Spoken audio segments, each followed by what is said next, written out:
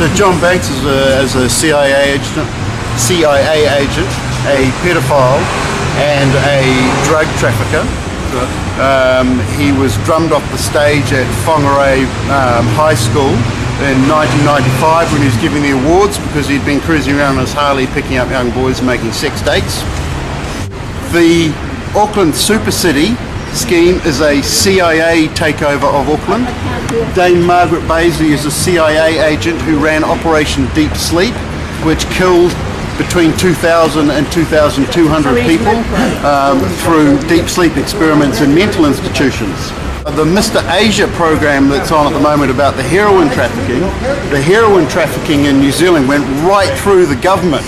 It was an MI6 operation and also a CIA operation. Now the person who was done for 3 of the murders was James Frederick Baisley, who's actually Steve Baisley, and he was married to Lillian Baisley, who's actually Dame Margaret Baisley. So the person who organised the Super City scheme for Auckland is a CIA agent contract killer and wife of a heroin trafficker, husband of a lieutenant of Mr. Asia, who was jailed from 1986 to 2001 for 3 murders. So the person who's organising the executive Super City of Auckland is a CIA agent, and she has picked the CIA agent, pedophile and drug trafficker, John Banks, who's also a cross-dresser, as the first executive mayor. But we've got to remember though that Dame Margaret Baisley, who organised the Super City scheme, is a CIA agent, and she is the biggest contract killer within New Zealand in the whole 20th century. She killed between 2,000 and 2,200 people, and she was heavily involved in heroin trafficking in the 70s and the 80s. And the only reason she got away with it was that she was CIA. She changed her name from Lillian to Margaret. She's now,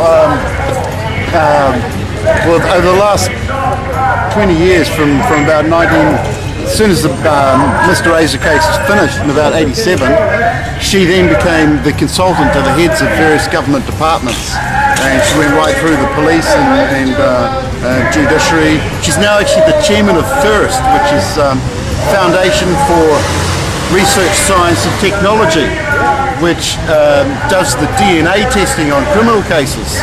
So they're faking the DNA on the Bain murder trial, because the Bain murders were actually done by the New Zealand police in conjunction probably with the Mossad and probably with Sean Elias, who's a Sana Mossad agent and is now the Chief Justice. So we've got Mossad and the CIA and MI6 taking over various forms of government, and they're often using outright criminals, changing their first name, elevating their status to things like Dame, and getting them to go through all the government departments so that none of them work. And it's quite a common perception in New Zealand that nothing works. So what Dame Margaret Baisley did when she went through the traffic and police is she got the traffic officers to move in and merge with the police.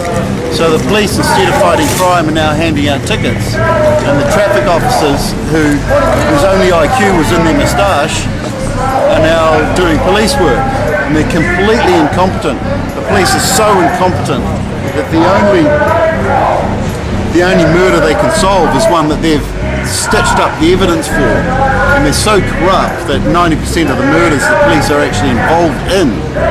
And it's quite common knowledge now amongst judges that I've spoken to, High Court judges, quite famous judges and Queen's counsels, that the police create over 80% of all crime.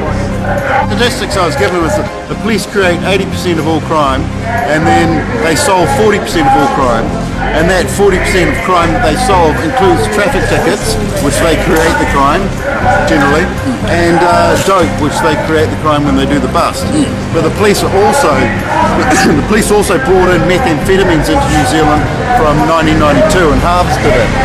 So methamphetamines have been called P, it's been called ice, and it should now be called OL, OL, because then it would stand for P-O-Ice, police. Is there right behind it?